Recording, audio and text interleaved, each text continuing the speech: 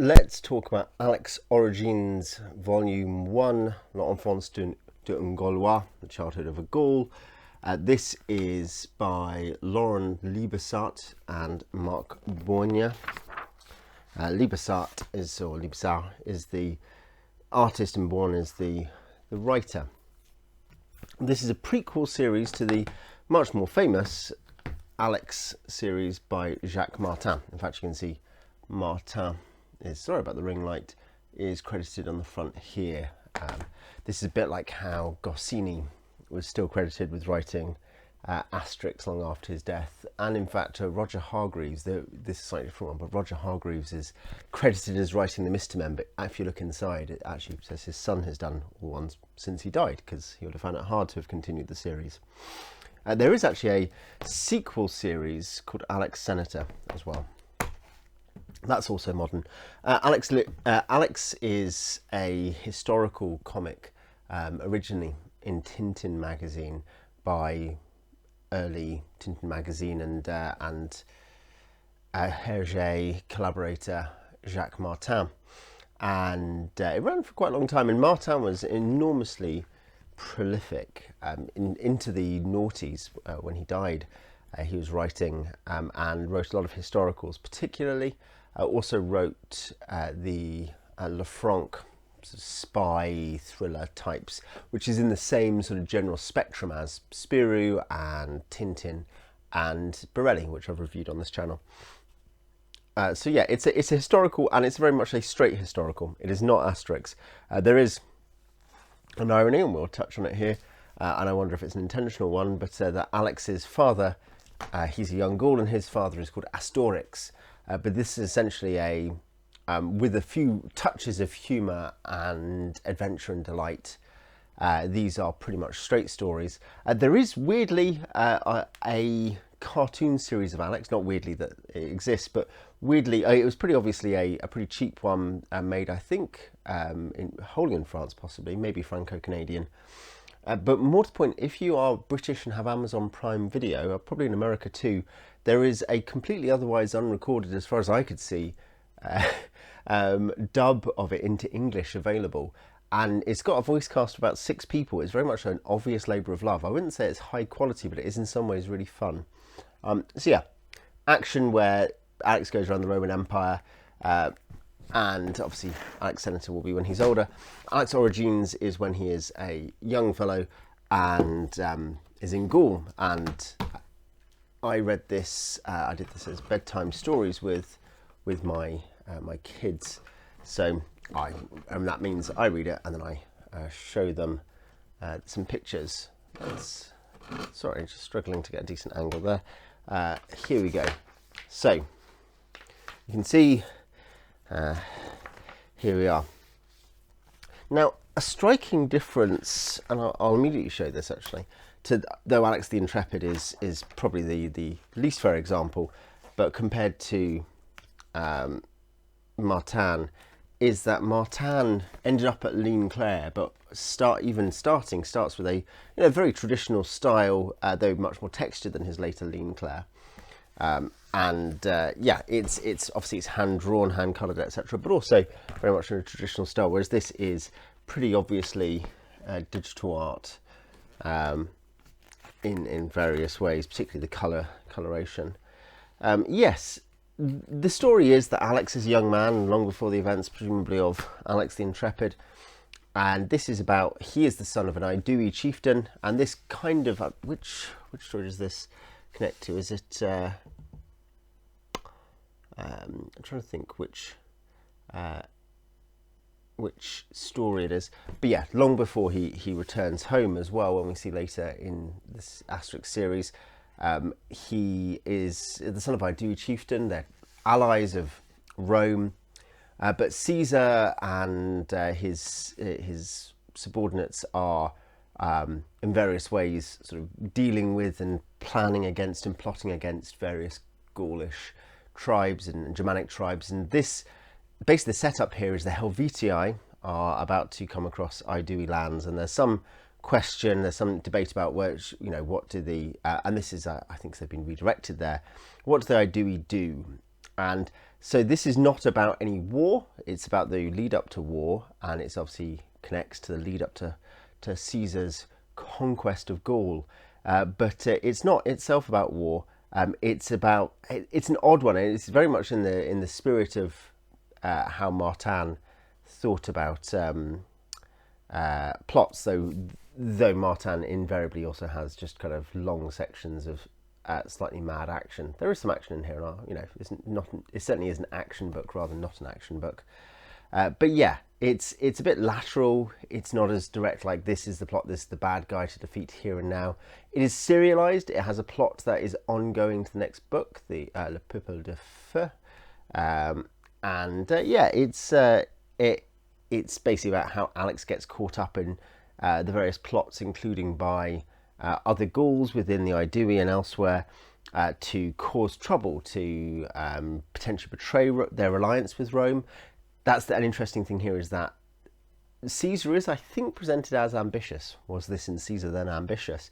But also, he's not presented in a kind of comically villainous way like in Asterix. Equally, the fact the Aedui are Roman allies is not a bad thing. It's not seen as a bad thing. It's not seen as a bad thing in the main series. Alix's career is as a Roman spy. It is, though I think it predates Asterix by 10 years or so. You must almost read Alix as a response to Asterix. And by that I mean that it says, look, the historical situation was this. The myth making of a Gallic village is good fun, but the reality is that Rome was the business going, and it was silly to pretend otherwise. Here we have people caught in that situation.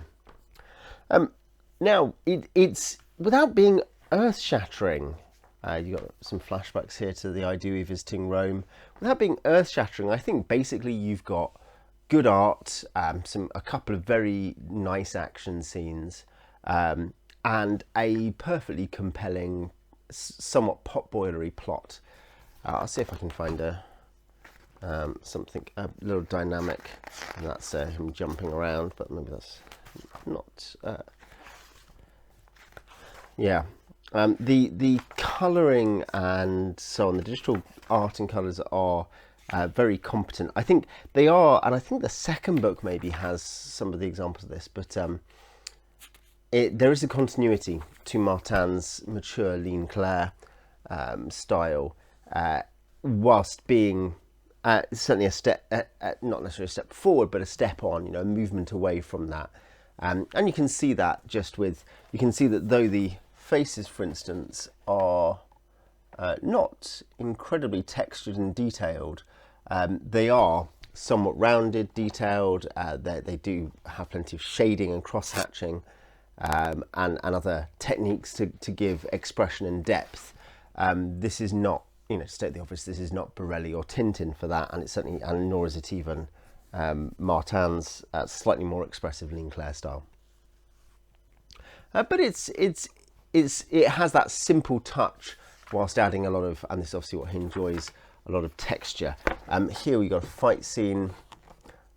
It's clearly communicated, and you can usually follow it. I think occasionally, while trying to work out the cast of characters, I would look at something and be like, oh wait, who's talking for a second?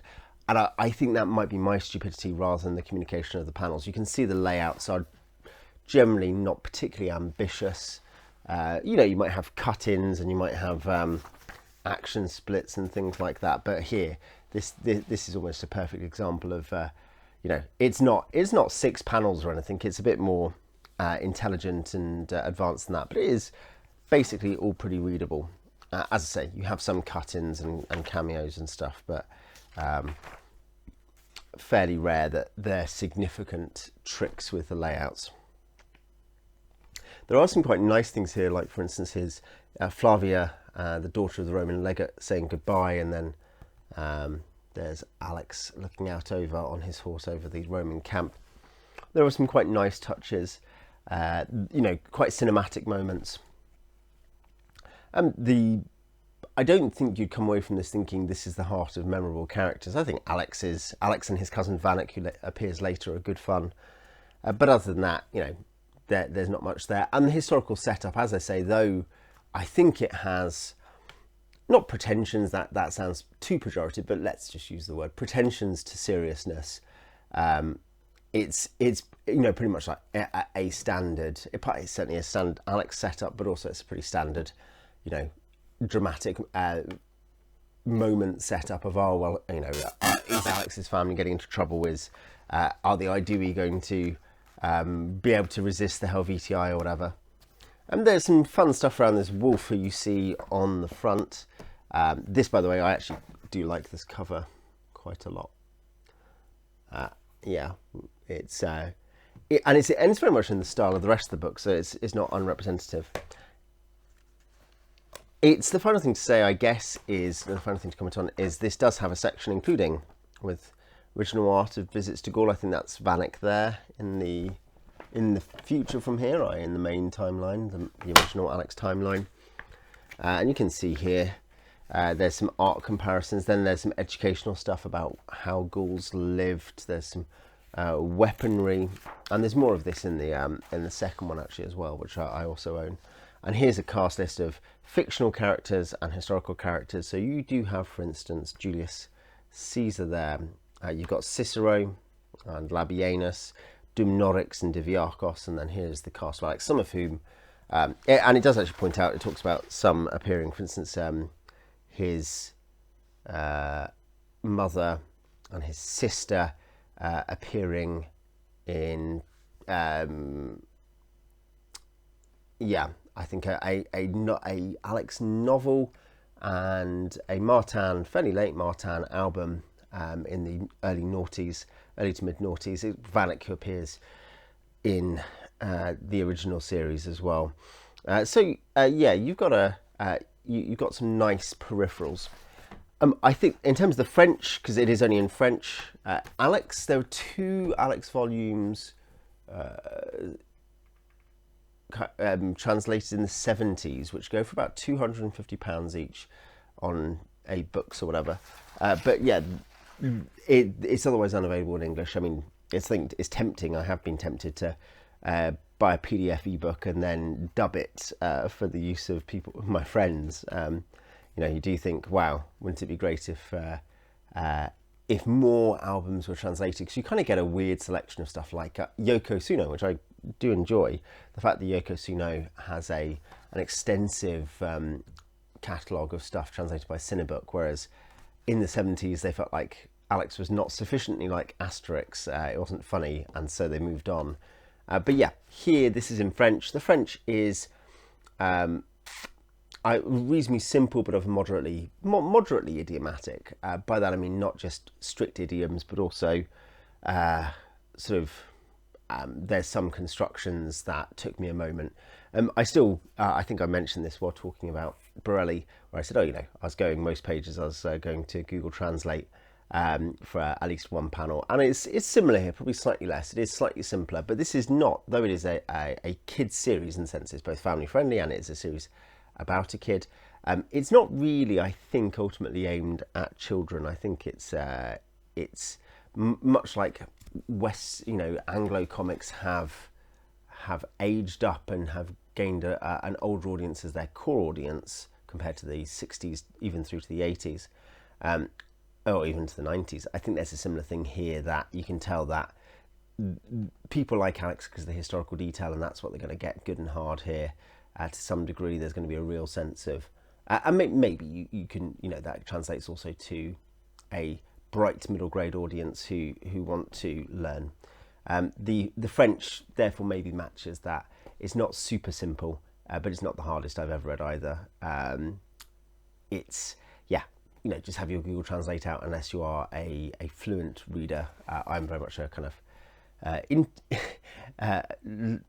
not quite beginner, but sort of low intermediate reader, and there are definitely moments where I was having to check. Of course, it is a very good way to practice your French if that is your concern. But yes, if you like historicals, and I do like historicals, and I don't mind them, I like them being straight. In fact, I like them being serious. If you like historicals, I don't think this is a bad place to start, with the caveat around the language. I think it's very accessible artistically. It's a pretty simple plot, you know. I think this is not going to cause people to stumble very much in terms of getting a grip of what's going on, even if it is a bit kind of, it does play at the politics. I'll talk about some other historicals on the channel sometime, because I think it's a valuable part of Franco-Belgian comics, and something which in Britain at least, historicals have been increasingly neglected after a post-World War II peak.